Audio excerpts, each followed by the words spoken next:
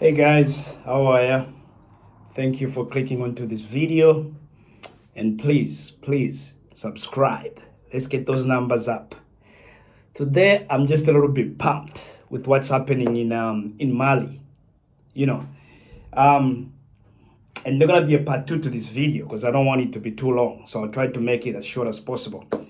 In Mali, the Mali's government, which is the military junta, they first of all, they went and collected gold from Barrick Gold. This is a Canadian company. Before it was exported, it was taken out of the country. They confiscated it, and they arrested a few of the high-ranking officials, foreign officials from Canada and other parts of the world. Usually, when we say that, it means European. They arrested them.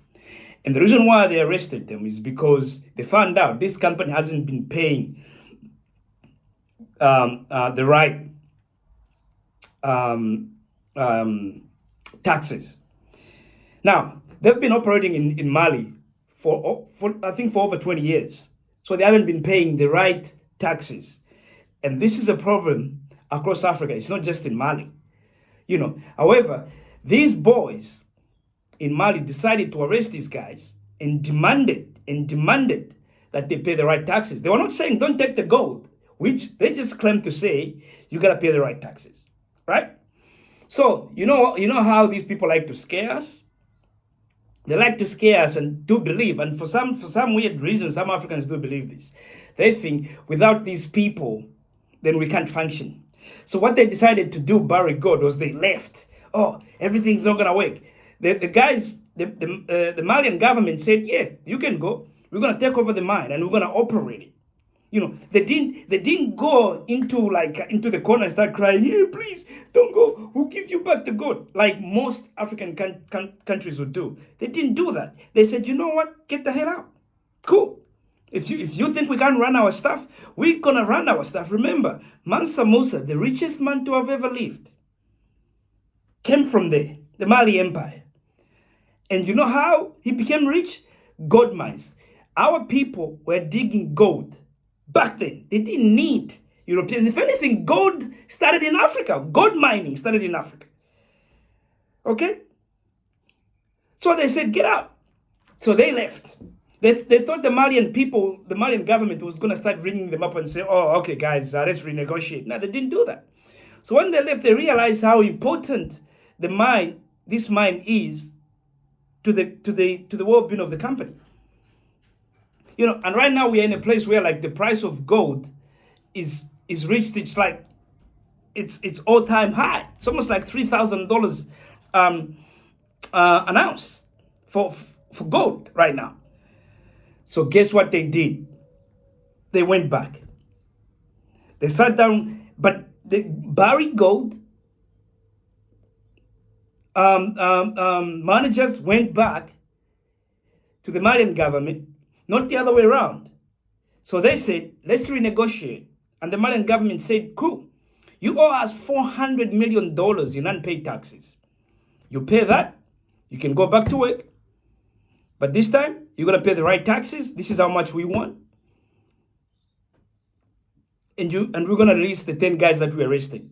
Let's do business that's beneficial to both you and us as a government. And as a government means it's beneficial to you and the Malian people. And that's what they've done. They've given the Mali government $400 billion. Clap to that. That's not black and beautiful. Not stuff they like to say, black is beautiful. No. That's black and powerful. And that's what we need. Okay, so this has inspired me a lot because we are living in very, very, it's a different world. Let me tell you something. Right now, even white governments can't get along. There's NATO. NATO is about to disband. There's the Russian. There's Ukraine. There's what's happening in the Middle East. So all these things coming together are creating creating so much uncertainty in the world, right? So for us in Africa and just black people in general, start preparing yourself. Because right now, especially in America, it's about immigrants, and it's about, once that's done, at some point, it's going to be about black people. Trust me. It's going to get there. If I was in America,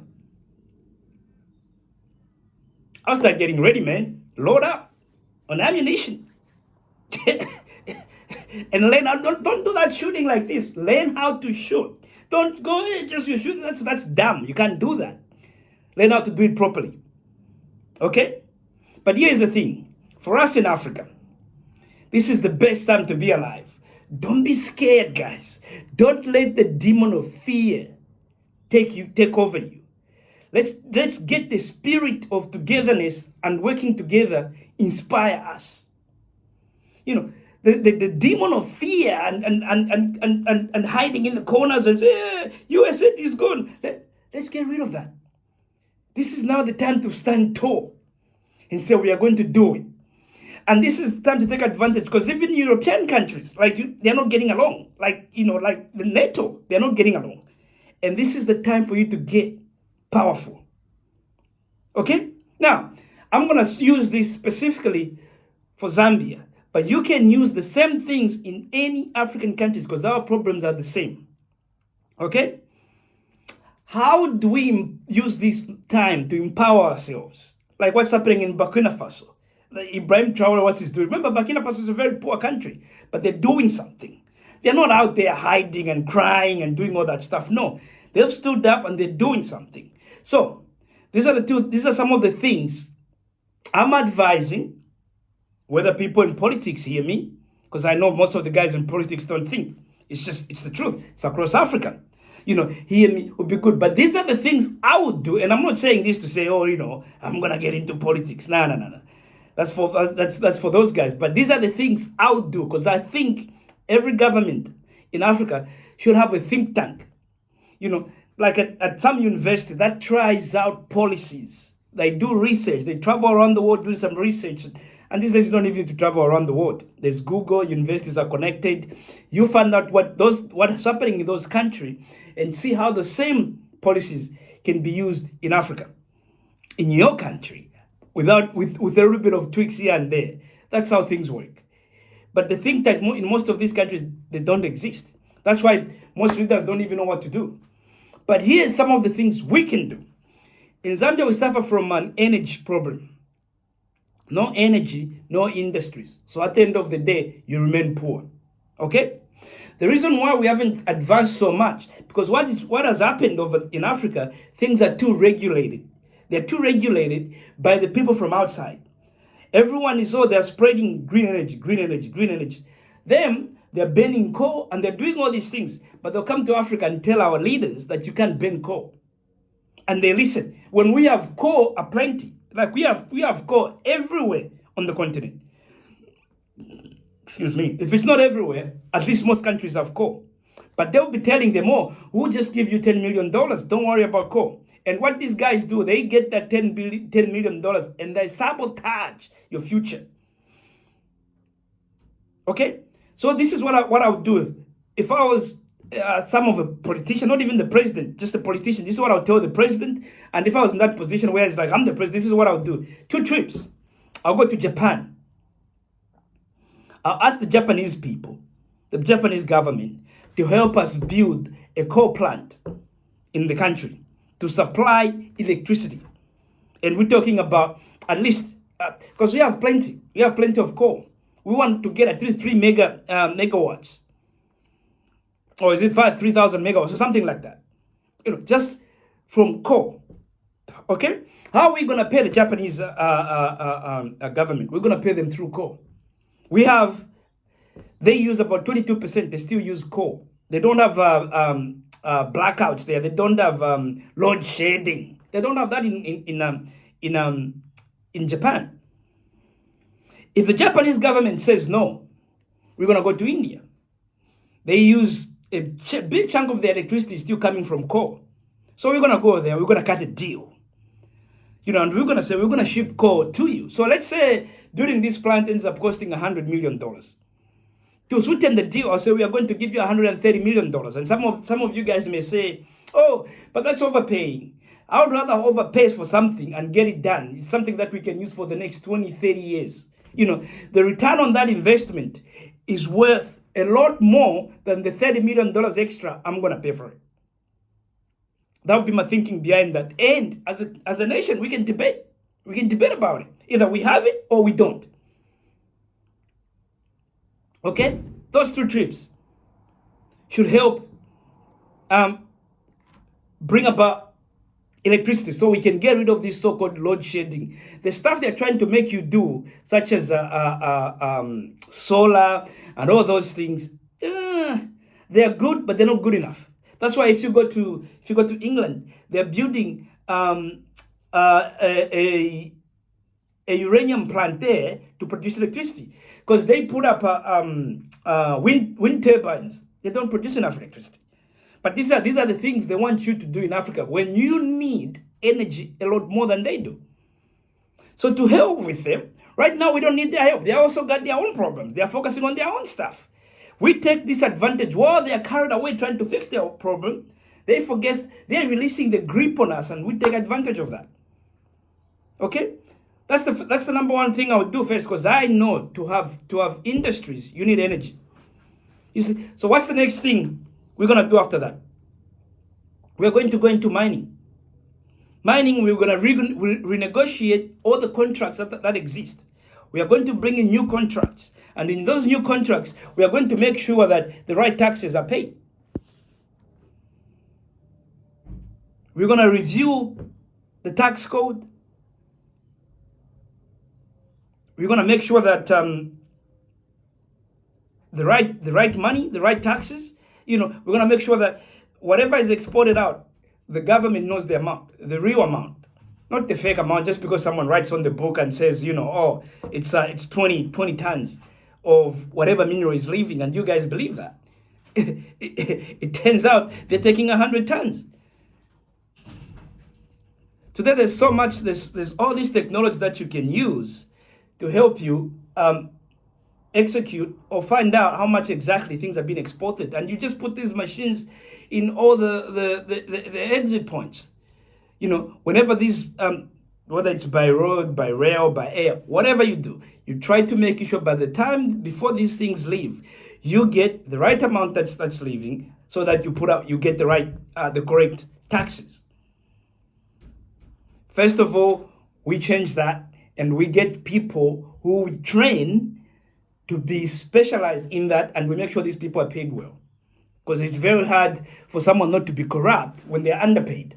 The job doesn't make sense. If it's going to take you 20 years to save up $15,000, and someone comes and tells you, I'll give you $15,000 right now if you just let me take out this $30 million worth of copper out of you. Most people give up, and that's what we need to change that. Then secondly, education. First, before we even get to education, it's immigration. Regardless of what people will tell you, Zambia is such a great country. It's peaceful, the people are good. It would be a good thing for people to come to that country and do business.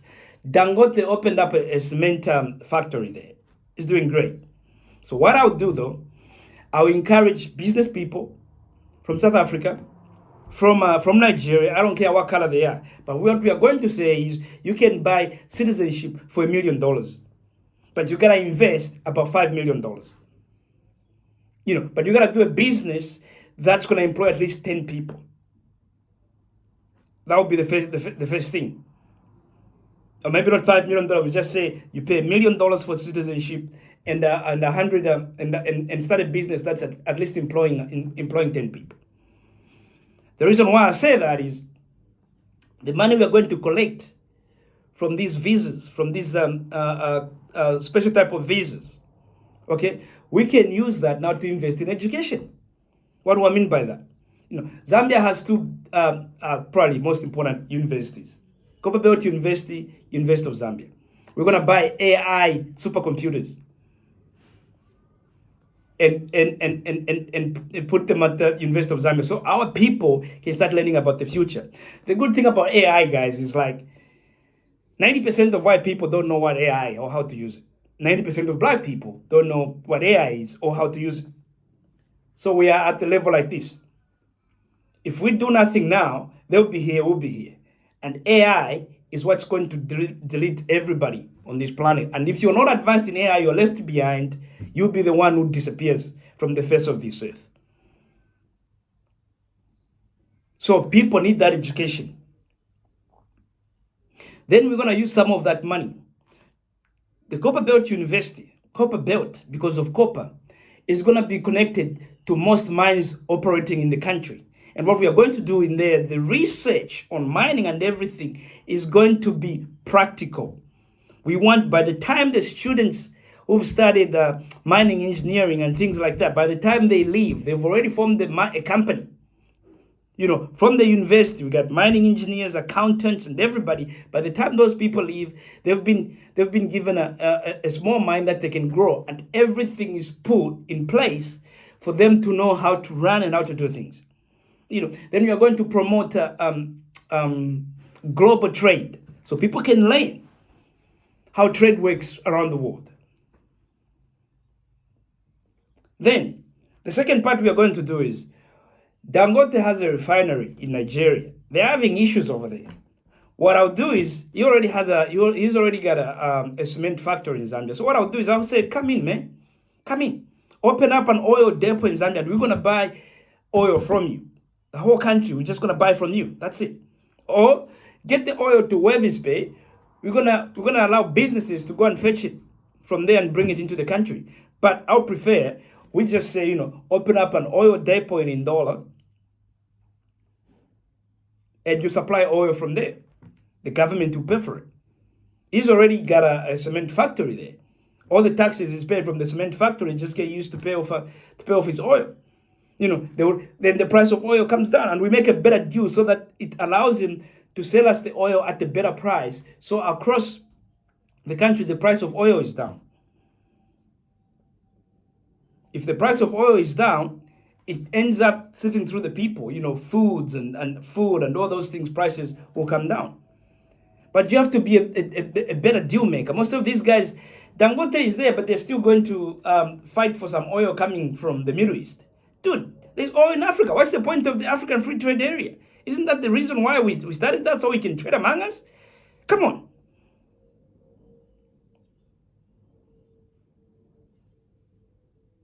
Then, secondly, on religion, we are going to stop all churches where just crooks running them.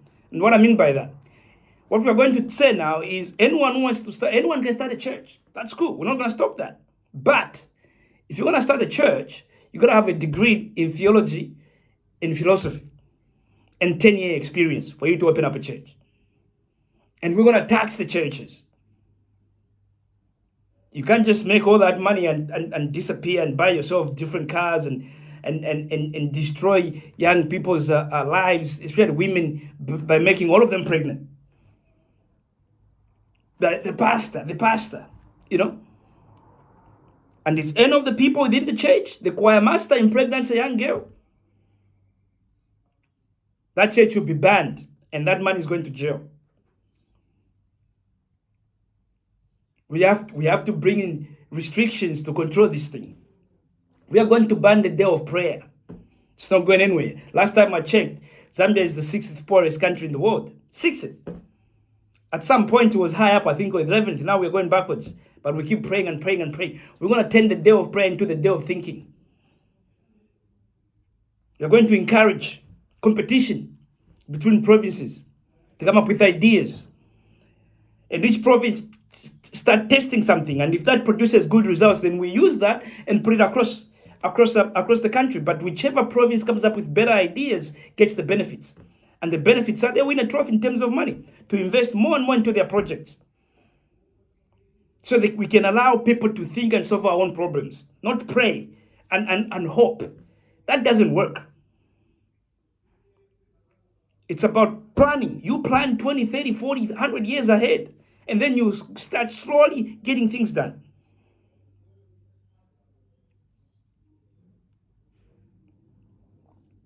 So those few things. Energy, number one. Immigration and supplying visas to rich people so they can come and invest there. I don't care what color they are. We're gonna come there. We're gonna give them special citizenship. And then education. changing the education system. We're going to change the history that we teach kids. We're going to make sure that we bring back every school is going to have gardening education, agri-business. By the time kids finish the grade 12, you could give them land and they can grow anything. That's what we want. Within every school, there'll be competitions. We want every kid to go and have a garden, the backyard of their house. And the people who produce, and the children who produces more, they get paid for. Let us start awarding things to hardworking people who think. And let's stop awarding things to people who don't think, to crooks, criminals. If you look in South Africa, they have every movie about all these gangs and stuff like that. Why are we celebrating people that destroy our society? Why? Everyone wants to be a preacher. What do preachers do for the country? Nothing. Oh, the prophet said this. That doesn't benefit us. That we need to move away from that. And I tell you what, please, Africans, listen. Don't let the demon of fear take over you, but allow the spirit of perseverance, resilience, and belief in ourselves to take over you. And we can win this. This is a great opportunity. It's the best time to be alive. But we have to let fear out of our system. I'm going to dig deeper and deeper into this. We've talked about a few things. There are going to be some additions to this. There are going to be some social changes that we need to do. I just touched on it in terms of education. There is more to that. But thanks for watching, guys, and please subscribe. We'll add some more very soon. Goodbye.